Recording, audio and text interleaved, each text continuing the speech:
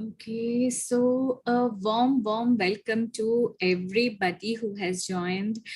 दिल से आप सबका स्वागत है. It's such a beautiful thing that we are able to create awareness. And my name is Divya Shah. We started Radio Diva almost 2 years. Very soon we'll be celebrating 2 years of Radio Diva. It started as a humble attempt to, during first lockdown, जब हम अपने घरों में घुसे हुए थे, लगा कि एक दूसरे से मिलना चाहिए, एक दूसरे को समझना चाहिए, एक कोई कनेक्ट होनी चाहिए. So we started it like that so that we can meet people virtually at least. Being locked in the house was a pain at that point. And now it has evolved into a platform which is dedicated to create awareness on important mental health issues and physical health as well. We have, from time to time, doctors from Max Hospital, doctors from various fields have come, and they have shared their knowledge and wisdom with us. So we have discussions on self-growth topic, and we have fun sessions also where we sing, enjoy, and we have poetry. So Dr. Sushovna was part of a singing session. So we have fun and every kind of session. Basically, anybody who has a story to share, we call that person. So wonderful speakers share their experiences with us, inspiring us to be a better version of ourselves. So if you like our content, please subscribe, because we need to reach out to more and more people. Our content is very much relevant and very honest. दिल से हम करते हैं, बहुत अच्छे लोग हमारे साथ जुड़ते हैं. So please, I started very late on social media. I think I got active 6 months back, but I really need to reach more people. So I will definitely need your support, and follow the Radio Diva page on Instagram and Facebook and be part of our happy go lucky community. Let's grow together, because everybody has a story to tell, everybody has some wisdom to share.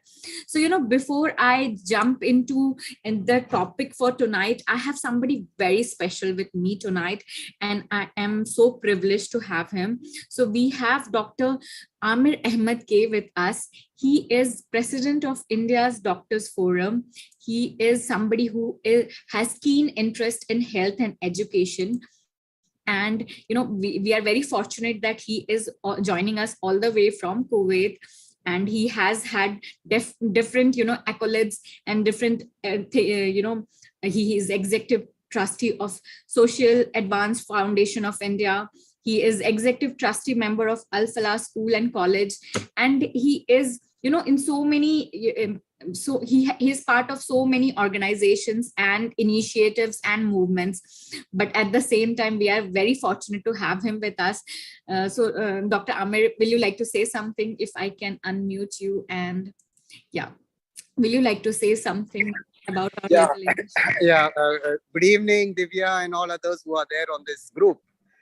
First and foremost, let me congratulate and commend Divya and Diva Radio for this initiative in trying to spread health awareness. This is something that Indian Doctors Forum is very much supportive of. Indian Doctors Forum is a forum of around 500 doctors, 500 plus doctors who are working here in Kuwait. And one of our key purpose of this forum is to create health awareness and to spread health awareness among the community. We are so happy. We are doing that here regularly in Kuwait, but now we are able to cross boundaries and reach out to people out there. And there are many other community welfare activities that we do, but we will leave that for some other day to talk more in detail about Indian Doctors Forum. I just want to say on behalf of the Indian Doctors Forum, I would like to congratulate and also like to assure you and let you know that we will be there for any health related issues. You want health awareness or any other health discussion, anything related to health, you can depend on Indian Doctors Forum and we'll be there. Today, you are very fortunate to have one of our very senior members, Dr. Aparna Kadam, the gynecologist and a founder member of Indian Doctors Forum, who's going to address to you on the topic of menstrual disorders and PCOS. Without much ado, I wish you and all the others all the very best and take care. Bye. Thank you so much, Dr. Amir Ahmed. That was beautiful. And so, I mean, we are really pleased and privileged and honored to have you with us. So, so much of gratitude, sir. So much of gratitude for you. And trust me, it was, I spoke to Dr. Sushovna, I spoke to Dr. Aparna. I mean, they are beautiful people and they were so much willing to create awareness for us. So we are really privileged that we got in touch with you. It's such a privilege, sir. Thank you so much. Yeah, I'll just write. Yeah, thank you. And with your permission, I will leave. Thanks a lot. Yeah, Bye-bye. yeah. That will be perfectly fine. Thank you, sir. Okay, so you know what? It's a beautiful start. We had somebody very senior, and I'm sure all of you are waiting to listen to Dr. Aparna, and so am I. So about okay. Coming to the issue, that the topic that we have today, but first I would like to introduce Dr. Aparna. Dr. Aparna has more than 30 years of experience. I mean, such a privilege to have her. She passed her MBBS in 1989, and she's an MD in 1993 in obstetric and gynecology. She has worked as a medical officer in Mumbai Government Hospital from 1993. She joined the Zahra Hospital in 2001 after coming to Kuwait, and at present she is working as a gynecologist in MOH clinic. That you will have to tell me the full form of it. But she has experience of almost 30 years. I mean, that speaks volumes, and there is so much that we will learn from her today. I'll request everybody who has joined us from the group, please, so many women faces, gynecology issues are so common, and many times we ignore, we neglect, and we don't open up about it. We just stay with the problem. So I'll request all of you who are part of my groups or whichever groups, please share the link. Please, let's have more and more people who can, awareness is one step towards solution. So let's have lots of awareness. Let's create awareness. It's a very important topic. So I'll request all of you, write a note in all your groups so that more and more people can benefit out of this session. And a warm welcome, Dr. Aparna. Such a privilege to have you. I mean, such an honor to have you. So ma'am, you can unmute yourself now. Yeah. Yeah. Can you, yeah, can you hear me? You are not audible. You are not audible.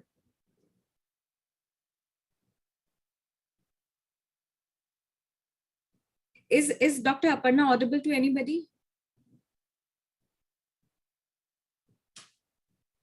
Yeah. Dr. Aparna, you're not audible. Thank you, Dr. Neha. Thank you, Jayaji. Thank you, Amrita. All of you are a sweetheart. Huh? So, all the way from Kuwait, thoda time lagega. So, thank you, Sonika. Now I can see who all are there. So please, let's invite people. I feel, I mean, even I have been so hesitant about any of my issues. So, there is a hitch, whether we agree or not. I mean, I think it will take little time for us to open up about our issues. And I feel we have so many questions related to it. So, it's very important that we address it. Dr. Aparna, can you hear me? Even your camera is off and I cannot hear you. So anybody, no, you are not audible. Is she audible to anybody else? I'm not able to hear.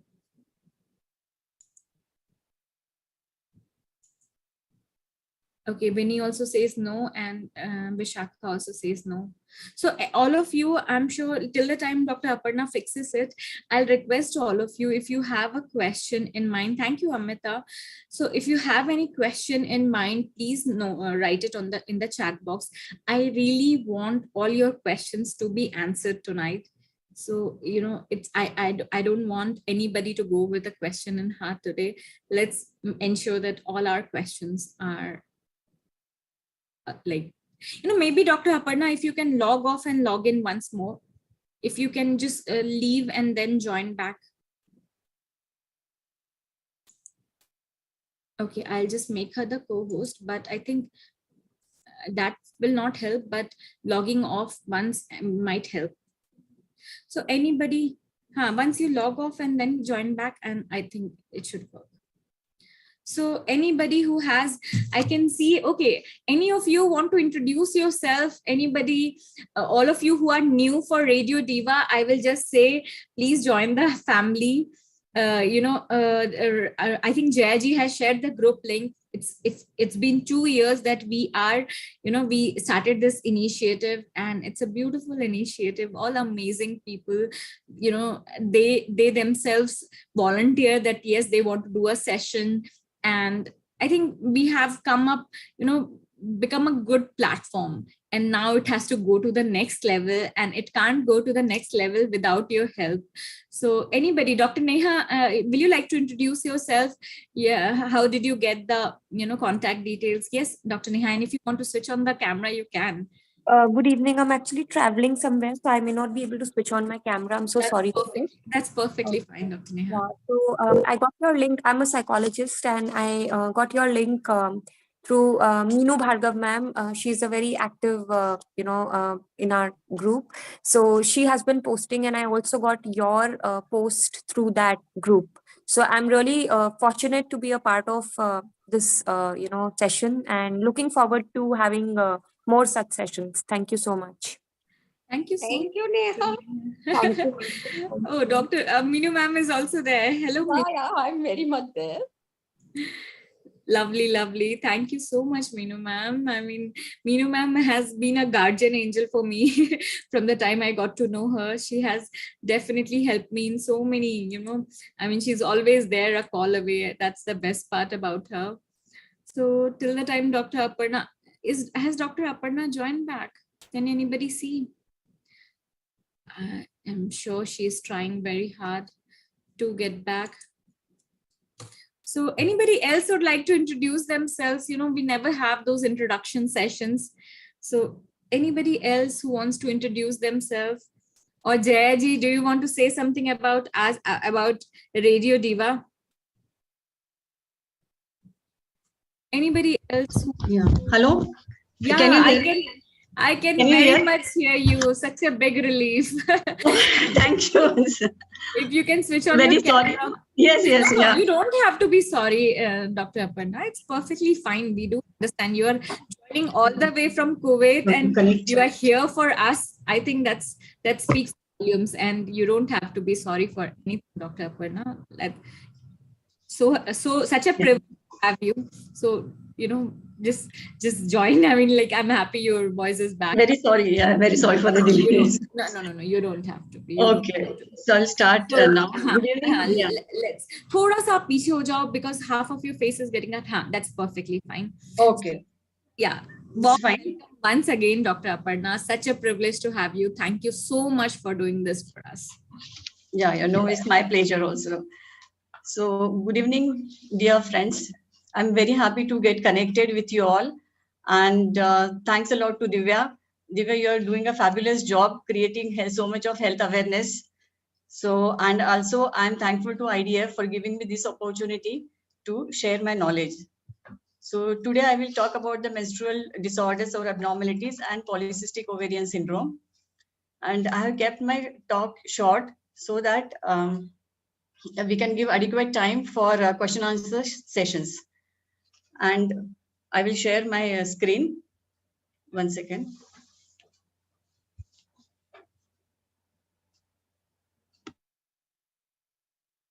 Yeah, please go ahead.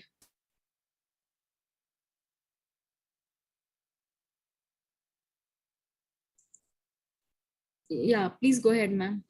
So, everybody, if you have any question, do share it in the group so that none of your questions are missed. Yeah, it's very much visible. Thank you so much, Dr. Aparna. Yeah, your camera has. Camera I want to, yeah. No, it's Next. fine. It's fine. It's fine. Next.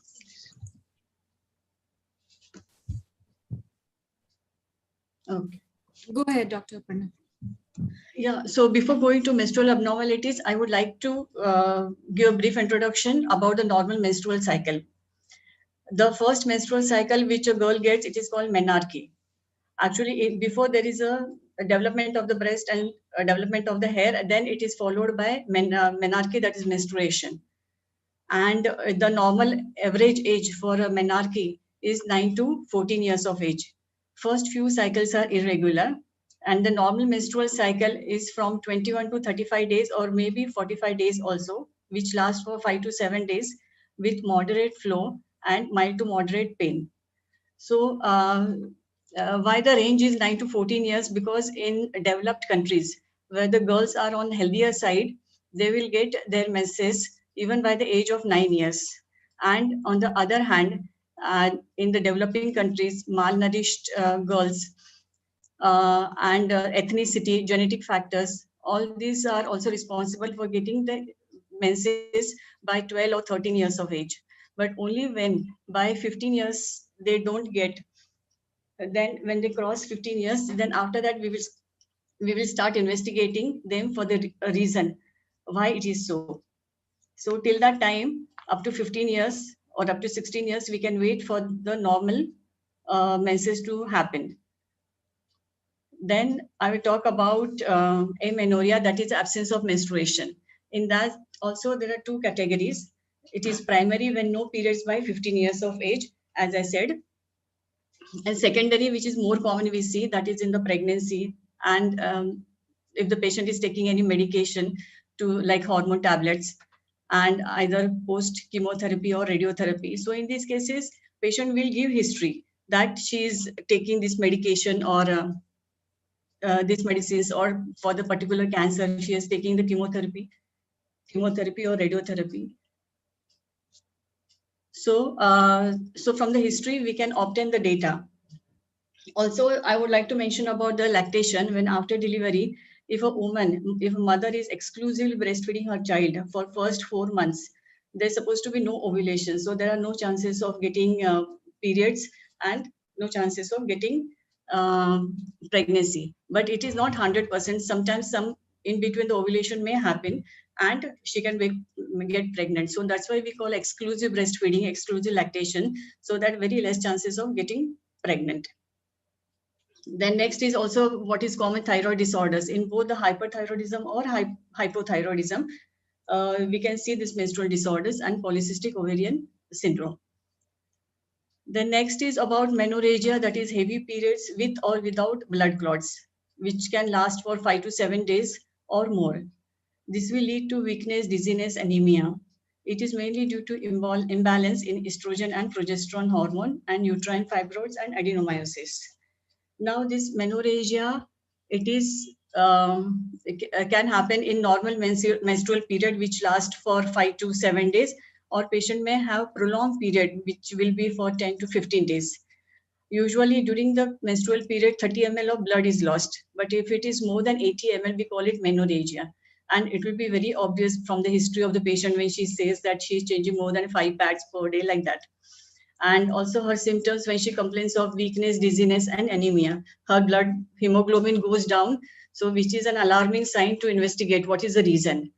And mostly it is because of the hormonal imbalance, which we know as estrogen, progesterone, and uterine fibroids, that is the localized swelling of the uterine muscle, which is more common in reproductive age group, like in the 20s, 30s, it is more common. But after the age of menopause, it will be the less chances of getting uterine fibroids, and it is benign, that is non-malignant. And in 40 to 60% of the women, we can see this uterine fibroids. But if it is a smaller size, less than 2 centimeter or 3 centimeter, it will no need to do any surgery. But if it is more than 5 centimeter, it is causing menorrhagia, heavy blood flow or pain, then we have to think about getting it removed. And adenomyosis is also thickening of the uterus. This will also prevent adequate contraction, constriction of the uterine muscles. So that's why these women keep on bleeding. Also, I want to talk about uterus during the periods. Uterine muscle produces a substance called prostaglandin. It causes a pain and also causes heavy flow. So when the patient comes with heavy flow, with the pain, all the gynecologists often prescribe mefenamic acid, which is antiprostaglandin tablet, which can control bleeding and can control pain.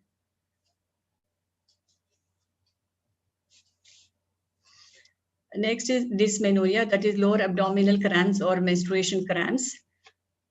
Patient will have this lower backache, lower abdominal pain, pain in the thighs. It may be associated along with nausea, vomiting, bloating, headache before the periods and during the periods also. It could be mild or severe, which can interfere with daily activities. So again, that is treated with the mefenamic acid, that is Ponstan. In severe cases, we give Brufen or Olfen. And this dysmenorrhea is also, there's many causes. There's something called endometriosis. In this tissue, uterine tissues are found outside the uterus in the abdominal cavity, either on the ovaries or in the peritoneal cavity. So which will, when inside the uterus the tissue is growing, these tissues outside the uterus also grow. And before the periods, the girl may have pain, and even during the periods also, girl will have a pain. But how you can differentiate from normal dysmenorrhea is that every month having severe pain, it is not normal, because otherwise girls will have this pain during the menstruation in some cycles, not every cycle, and not so much severe pain. But in endometriosis, the pain is so severe that it alarms us that we should tell her to do ultrasound to see any ovarian cyst, or what we call chocolate cyst, is found in the abdominal cavity, which is a cause of this severe dysmenorrhea or severe pain during the periods. Also, there is oligomenorrhea, what we call, or hypomenorrhea. That is, sometimes the girl may get periods every 2 to 3 months, or maybe every 4 months. That is not normal. That is also we have to investigate. Also, some girls, they get periods only for 2 days or 3 days. But if she is getting it regularly for every month, but 2 days only, it is considered as normal, as long as every month she is getting her menstruation. But if it is getting again only for half day, or just spotting, or maybe 1 day, it is not normal. So in that case also, we have to see what is the problem, the uterus, ovaries, if they are okay, or ovaries are smaller size, which is not producing enough estrogen and progesterone, which is causing this less scanty periods. Now there is something called premature ovarian failure, that is absence of menses before 40 years of age due to loss of ovarian tissue, leading to less estrogen in the body. Patient may have periods every 3 to 6 months, but may get pregnant anytime. Patients will have symptoms of menopause. So absence of periods before the 40 years means we have seen patients of 25 years age, 30 years age, with this premature ovarian follicles failure, because the follicles, there is a drastic destruction of the number of the follicles that are present in the ovary. At birth, the number of follicles are around 10 lakhs. But by the time a girl starts menstruating, it comes to 2 to 4 lakhs. And at the time of the menopause, around till she has menopause, 300 to 400 follicles only utilized. But there is gradual over this many years, over the 30 years period like that, there is so much destruction that by the age of 45 or 50, the menopause will occur. And also, if the girl is if the girls get premature ovarian failure very early, we have to think about when she gets married. Even when she gets married and she wants the pregnancy, first, initially, we have to see how much her ovarian tissues, that what we call as anti-Mullerian hormone, how many eggs she has. According to that, we have to advise to go ahead with IVF. But if the tissues, ovarian tissues, the egg count is very less, then she has to go ahead with the donor egg and can have embryo, which can be implanted in her uterus, and she can continue with the pregnancy. So in contemporary medicine, in the IVF treatment, so many options are there. So not to get disappointed even if it is detected. It is also, of course, sad to have it, but there are always other options how to get what is normally should happen.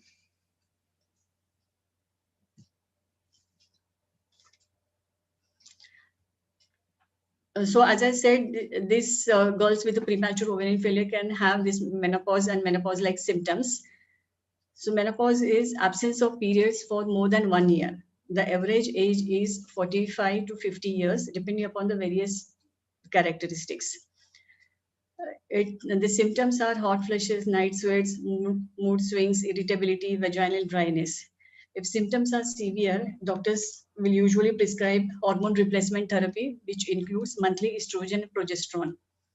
And before starting HRT, we have to do lipid profile, mainly for the cholesterol, and mammogram to rule out whether she already has breast cancer, and pap smear to rule out cervical cancer, and also the sonography, or we have to do to see inside the uterus what we call the endometrial tissue or endometrial thickness.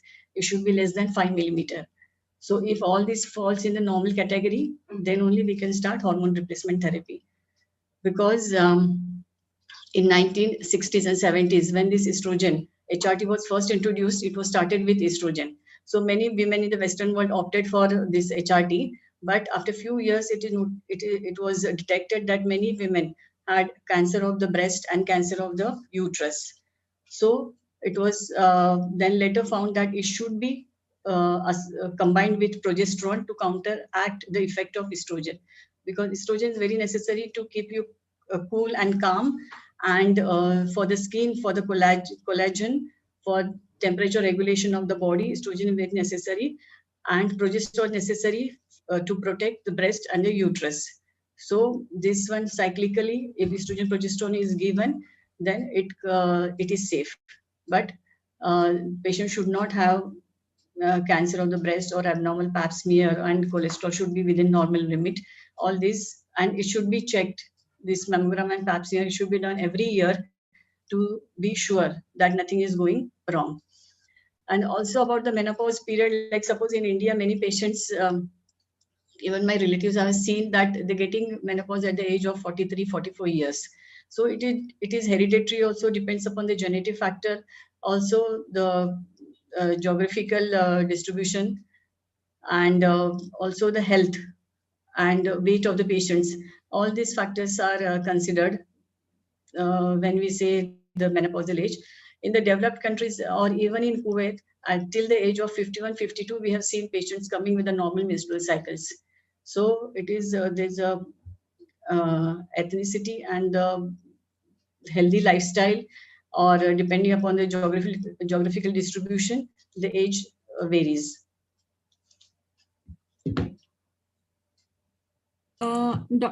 Dr. Aparna, there are people who have questions. I have few questions with me. So whenever you are done, I'll start. Yeah, in the end, yeah, this is polycystic ovarian syndrome, and then we'll take the questions. Perfect, perfect. Doctor. Yeah. So we'll talk about this polycystic ovarian syndrome. When we on the sonography, most of the patients, they come with polycystic ovaries. Polycystic ovaries is different. It's only one criteria which falls in the PCOS, this syndrome. And syndrome includes many things which are abnormal and which are found in this syndrome. It is a hormonal disorder in women of reproductive age group with high male hormones, which is androgen, mostly testosterone in the body. This incidence is 27%, and it is increasing with our current lifestyle. 27%, which it is increasing, and it is very high. Means out of 4 girls, if you take, 1 girl will have this PCOS. And now because of this current lifestyle, means all this junk food, less physical activities, and they are on the BMI is also high. Most of the girls now slowly it is becoming because of these factors, BMI is high, so more chances of getting PCOS. Its causes are hereditary. It may run in the family.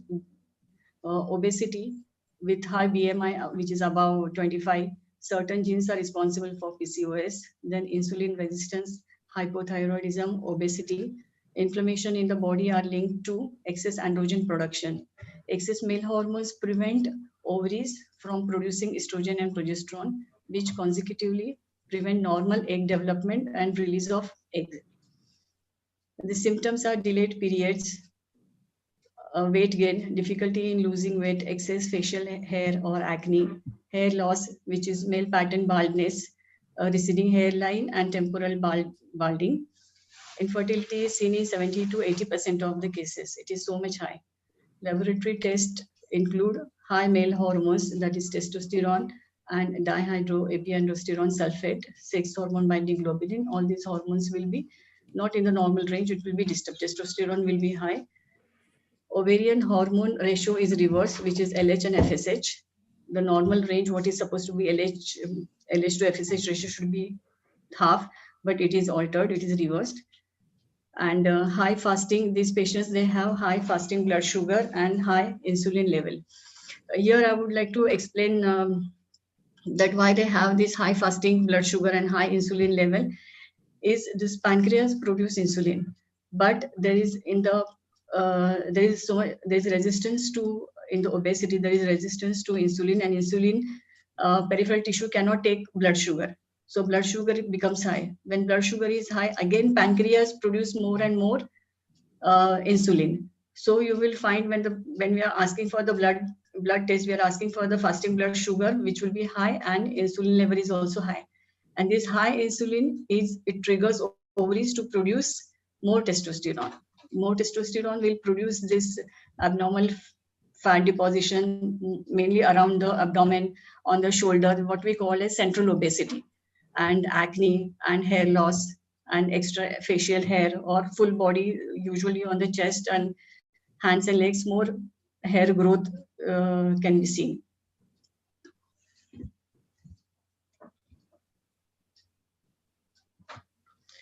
So when we, after the blood test, when we send the patient for the ultrasound, as you can see in the pictures, there is an ovary and this small fluid-filled cyst, the size of which is between 2 to 7 millimeter. They are seen at the periphery of the ovary. So there are, in the one cycle, only one egg follicle is developed properly, which reaches to the size of 18 to 20 millimeter. But in this polycystic ovary, already so many follicles are there, because there's an imbalance of testosterone and estrogen, progesterone, and also these follicular hormones. So multiple follicles are formed, but none of them develop properly to reach to a size of 18 to 20 millimeter. And even in case if one develops properly, the capsule of the ovary becomes so thick that the follicle cannot come out, and it remains there. And it is, so that's why they again get the delayed periods, because there is after this hormone, what we call LH surge, and then the progesterone is high but after the luteinization of the follicle, and then the periods will come, but that luteinization doesn't happen. So and the follicle doesn't rupture, so that's why there is delay in getting the periods. So the treatment includes treatments, all the category wise we have to give the treatment, which involves dermatologist, a gynecologist, and also the nutritionist or dietitian, and also the diabetologist. First, to make the periods, if the main complaint is irregular periods, that she is getting periods very late, so we can start with oral contraceptive pills to have the normal hormone balance, so that she will get her periods regularly. Also, there is a tablet called Dian 35, which is anti-androgenic effect. So it will help to make the periods regular, also to reduce excess hair growth. Then there is a tablet metformin, which is glucophage. It is used for the treatment of type 2 diabetes, that is non-insulin dependent or late onset diabetes. This will increase the peripheral glucose uptake, and it will reduce the insulin levels. So testosterone level will also reduce, and there is a proper growth of the eggs, the ovarian follicle, and which will help them to have regular periods. The metformin itself directly doesn't cause the regular periods, but through it affects the hormones, try to balances the hormones, and then they can have normal regular periods. Also for the acne or for excess facial hair, they have to see the dermatologist. Dermatologist also can prescribe aldactone or roaccutane to reduce the hair growth and to reduce acne. Then also Right. diet, exercise, and healthy lifestyle to reduce the weight is very important. If weight reduction is the key factor in the treatment of PCOS, if they will reduce even 5% or 10% of the weight, they can see drastic improvement in their symptoms and in the period cycles. So all this will improve this fertility, and it will increase the pregnancy rate. So I will end my talk here, so we can take queries and question answers. That sounds perfect. You can stop the sharing so that you Yeah. visible. Cool. So that was very that was what we needed. Like, it was complete full formation. It was a wholesome information about all the issues, and I think you have actually educated each one of us on that. So there is a question that so somebody was told by our gynae that during menstruation one should avoid having iron supplements, as that increases the blood flow in case of women with low hemoglobin. Can you throw some light on this? No, there is no facts like this. Iron supplements when you are starting, if the patient has anemia, iron supplements when you are starting, there is no need to stop during the menses. It has no connection with this menstrual hormones or the menstrual process. So she can continue taking iron supplements. The only thing is with the iron supplements, maybe some patients, they get nausea or vomiting, gastritis. So if she has this problem, then during the menses, if she's already feeling low, if she has pain or heavy flow or like this, if she is not feeling good, because already if she's taking some other medication and she want to stop iron supplement during this period, 5 days or 7 days, it's fine. But there is no contraindication, not necessary to stop iron supplements. She can continue taking it. Okay, that sounds perfect. So is it normal to have menopause at 37? How to check? Before the age of 40, what we say, it is not normal to have. So at the age of 37, that means maybe there is either it is hereditary or some medications or some exposure to some kind of substances which has caused rapid destruction of our ovarian follicles. So that has led to this early menopause. So in this also, the lady who is 37 years old, she is too early to have menopause, because then there is no production of the estrogen and ovaries, and even there is the texture of the skin, nails, hair, and her all these whatever menopausal symptoms she start getting early, which is not good. So for her, we can start with after doing this what I said, pap smear and breast mammogram is normal. If all these tests are normal, she can be started with this hormone replacement therapy to have this normal lifestyle. Because some patients, they have so much severe hot flashes in the night, there a lot of sweating is there, that which will make them get up from the sleep. Okay. Okay, in the first few months of periods, like when a girl starts her periods, is it normal to have irregular periods for girls, or can it be PCOD? No, for first 2 to 3 years, the periods are irregular because the ovaries are still immature. The hormones are not stabilized. So they will have irregular periods. So even if a girl gets periods every 3 weeks for 5 to 7 days, or sometimes 8 to 10 days also, but not heavy bleeding, normal, moderate bleeding, it is normal. Only after 2 years or 3 years, when everything is normalized, then they may have normal regular periods. So before either early periods or getting the periods every 2 to 3 months, it's absolutely normal. Because for even to regularize that, we cannot start any hormone tablet, because their bones are growing. So we don't want to stop this growth of the bones. It is not good. So first 3 years, it is absolutely fine to have irregular cycles. Right. So does cholesterol increase around menopause? Around menopause means around the menopause, there are so many changes happening in our body, in the liver, in our food, over it is cumulative effect from so many years. From the food, decreased physical activity by the time when we reach menopause. So if somebody is taking good healthy diet, nutritious diet, no junk food, and doing exercises for them, it will remain in the normal range. It is not per se only menopause causing hypercholesterolemia, but it is because of this lifestyle exercise that is responsible. Right. So somebody says ki I'm going through a premenopausal phase affecting quality of life. How can I smoothly sail through it? My hemoglobin is also very low, like 9.3.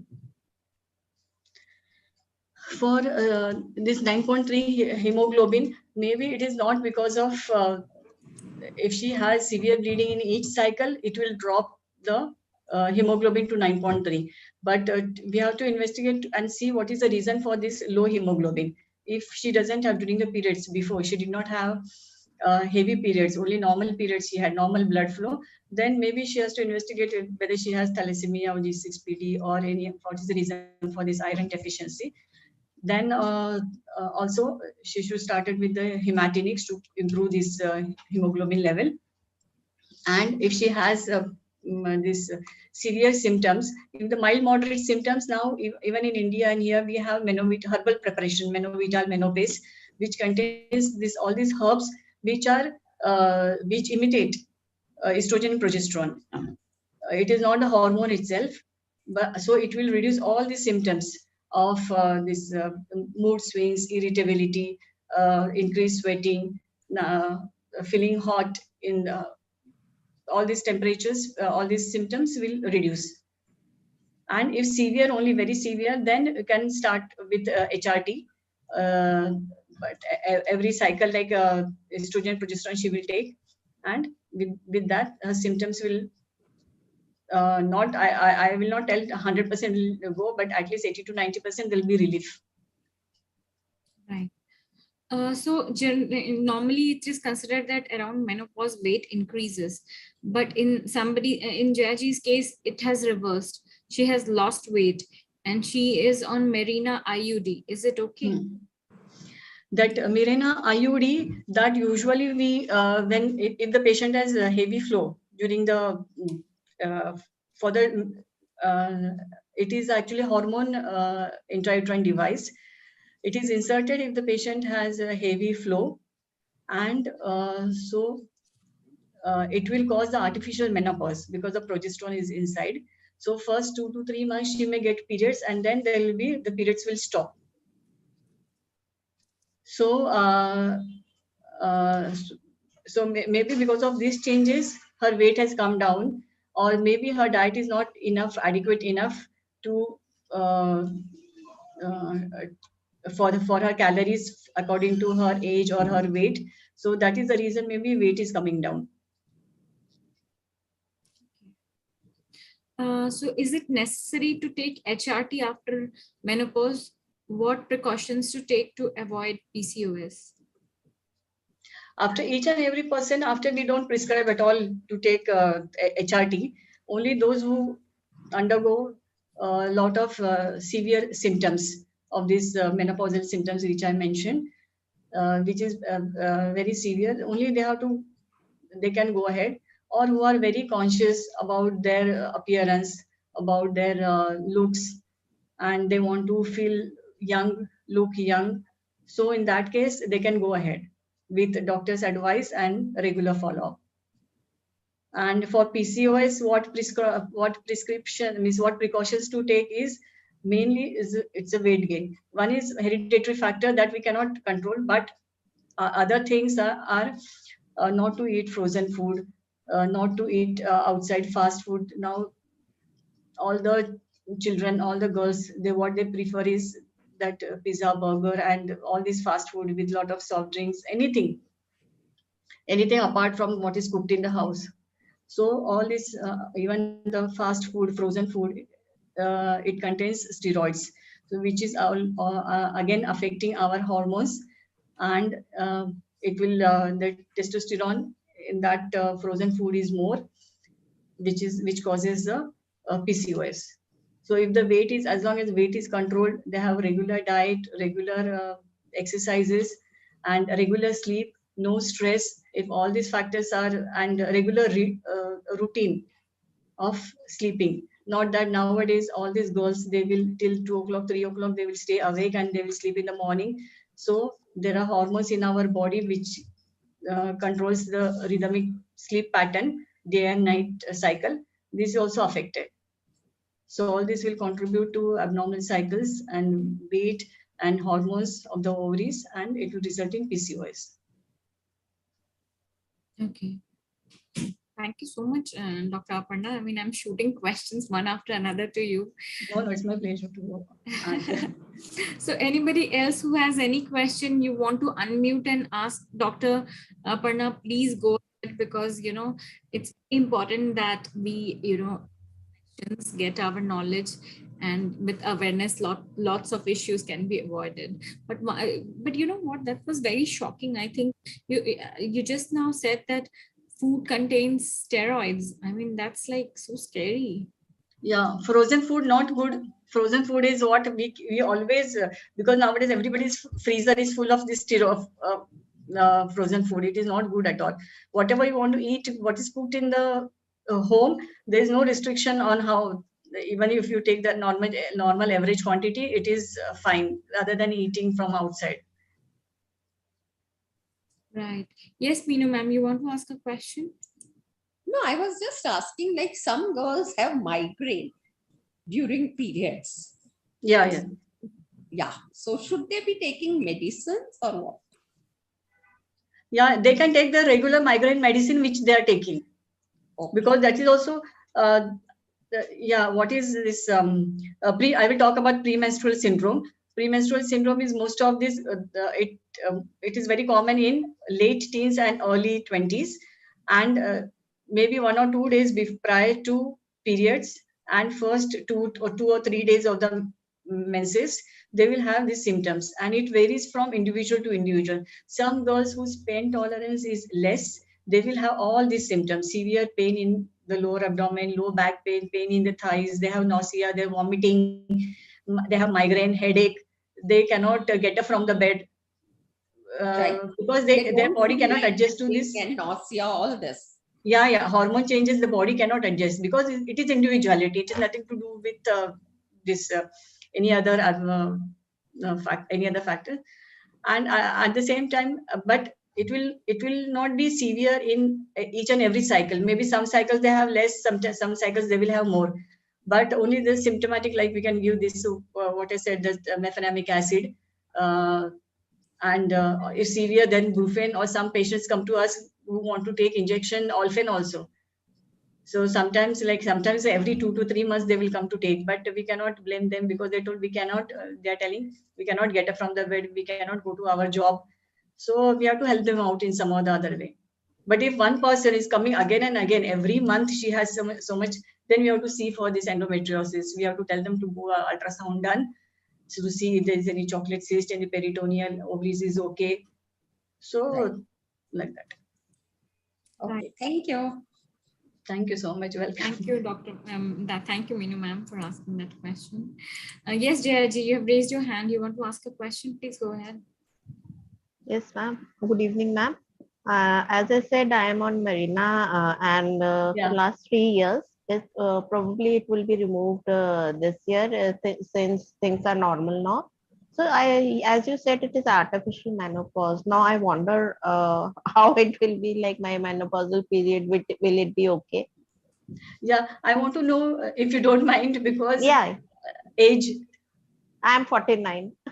Yeah. So what happens? 49. It is like what we call the perimenopausal. That means, or maybe because you have Mirena inside, so that's why maybe periods is not coming.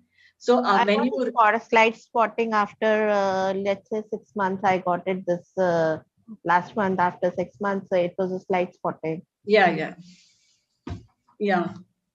So when you will remove it, Then only after that we'll come to know, after 2 or 3 months, we will come to know how your body, how the hormones are there inside your body, which is acting on the uterus and the ovaries. Okay. So after 2 to 3 months only we'll come to know whether you get. But maybe I think already your age is 49 years, so maybe already you have entered in this perimenopausal age group, what we call. Yes, So yes, yes, ma'am. My hormones and my ultrasound was showing that I am in menopause period. yeah, so after the after removal, then less chances that you will get the regular periods, you will not get, but maybe 1 or 2 or 3 cycles you will get, but not every month, maybe after 2 or 3 months, like that, Okay. Okay. and then it Thank will you, ma'am. stop. Yeah. Okay. Thank you so much. Thank you so much, Jayaji, for asking that question. I always tell everybody, it's not just you who ask question, you ask question on others' behalf also. There are so many who will watch the YouTube later. So if anybody else has any question in mind, please go ahead and ask. I think it's a safe group that ways, and nobody judges, nobody thinks anything. And I want to highlight one thing. Yes, See, please go. usually we advise after the age of 35, but even after 40 years of age, after the age of 35, self breast examination is very necessary, because we are hearing so many, we coming across so many cases of cancer of the breast. It is very, very common. Even if we cannot think that we are having ladies who were 1 year before or 8 months before their mammogram was done, but after the next mammogram we see that there is a small cancerous growth.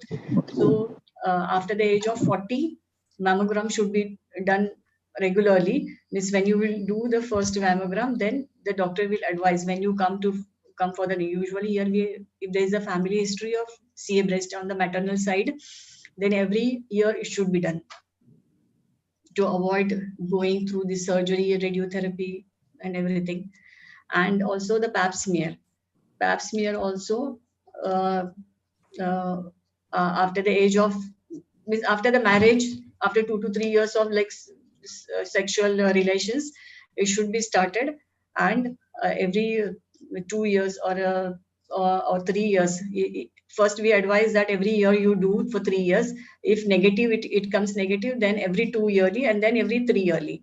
But frequent pap smear should be done, and mammogram, and self-examination of the breast after each period, because after the period the breast becomes soft, so it is easy to palpate and you know your body well. So even if any abnormality you can detect. So maybe Dr. Susuvana in her topic, I don't know whether she has showed Yeah, examination she's not only the breast, nipple, above the clavicle, and under the in the axilla. So these 3 places, it is very important. Yeah, I think, that's a very important message that Dr. Aparna has said. Like, let's, like get to know more about it, how to do it, the steps, how to do it. Let's check on internet. YouTube has everything these days.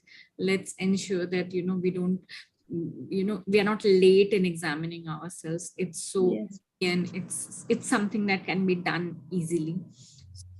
Let's follow the advice. So anybody else who has any question? Jayaji says, thank you so much. This question was in her mind for a long time, and uh, so much of gratitude, Dr. Aparna. Even Rupali Dey says you all the inputs that you gave are quite valuable. So anything, like how to keep ourselves gynecologically, I'm asking a very layman question, that how to keep ourselves gynecologically healthy, and what are the symptoms that yes we are healthy, and what are the symptoms that yes there is a issue. So some of the issues you have mentioned, that the periods are not regular, the bleeding is heavy, and these are things that we need to watch out for. But what are the symptoms that yes we are healthy, and how we can actually keep ourselves gynecologically healthy? Yeah, the most important thing is our weight. As long as we keep our body mass index below 25, and it is no disease will touch you. Second thing is eating healthy eating habits. no junk food, no Pepsi and everything, which is all the aerated drinks, no high calorie food, and all these white things, what we call salt, sugar, and oil and white flour. So all this should be avoided. Eat healthy food, then even nobody will have weight gain, and again this periods will become normal. Regular exercises, either walking, going to gym, or doing yoga, all that will keep your body flexible and healthy. And sleeping habits, follow a fixed routine for the sleeping. At this time you will eat food 3 hours before you sleep, and maintain regular this time 10:30 or 11 you will sleep, and then get up in the early in the morning, not very late. And during the day also follow uh, the particular routine. Also drinking water around 3 to 3.5 liters or 4 liters per day. It cleanses your body. Also eat more fresh fruits, vegetable salad to clean your intestinal system. So when the bladder bowel is clean, also there is no toxic substances remain in our body to cause any damage to the body. These are really doable things. So thank you so much, Dr. Aparna. Whatever first the information that you gave through your slides, those were really valuable. And all the questions, you were patient enough to answer all the questions. That was amazing. And what you gave just now, the last input that you gave, the suggestions, I think these are very doable things, and each one of us can follow and stay disease free. Disease is loss of ease. So let's stay disease free and let's stay healthy. Any last message, Dr. Aparna, that you want to give to everybody who's listening to you right now and who will be listening to your YouTube video later? I would like to tell that don't take your health for granted.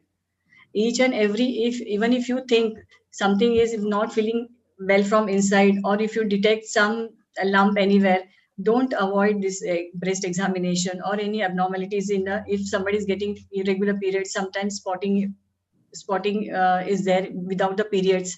Don't neglect your health. Immediately seek advice of the doctor and get it treated, rather than just waiting for that it will become okay, just to console yourself that everything is okay. So this is the main thing I want to say. All other things, whatever about the lifestyle, healthy lifestyle, what I said, that is important, but don't neglect yourself. Seek doctor's advice in time to avoid further problems.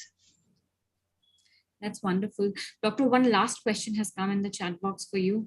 So and there is someone faces pain in their left breast, but the pain is not very regular. It happens like maybe once 20 days or something. So, and the pain is not very sharp. It's like a little pain, and then the pain goes off. So is there something to worry? Otherwise that person there's no lump as such. Yeah, if there is no lump, then she has to keep a note that when exactly the pain comes. Usually before the 1 week, or sometimes even 10 days before the periods, there's a breast engorgement, and the pain will be there. But also usually it is in both the breast, but sometimes it may happen in one breast also. So as long as she feels that there is no lump and only the pain is there, then there is nothing to worry. Okay, perfect. Thank you so much, everybody, for asking these questions, because you are not asking these questions just for yourself. There might be so many other women who will relate to these questions and they will get their answers. And this was an amazing session, Dr. Aparna, full of information, full of knowledge that we all needed it so much. And thank you so much, Dr. Aparna, for doing this session with us. Such a privilege, such an honor to have you with us. Thank you so much. I'm also very happy to share my knowledge. If it is my knowledge useful to others, it is giving me more pleasure than anything else. I absolutely agree. I absolutely agree, because ना ये initiative ही ऐसा है कि हमें लगता है किसी के भी आंसर्स, अगर किसी को भी आंसर्स मिल जाते हैं तो wonderful. So thank you so much everybody who's watching us. We are by the name the Radio Diva on YouTube. Jayaji just shared it on the group, and if you want to be part of our WhatsApp group, Jayaji shared the link for that also. Be part of Radio Diva initiative. Let's go together, let's grow together. And thank you so much everybody, for being part of the initiative. And yes, do subscribe, do share this video. And this video will be available on YouTube. Do share it with all your female friends, colleagues, and everybody who will benefit out of it. And everybody is thanking you and Dr. Aparna for the wonderful session. So much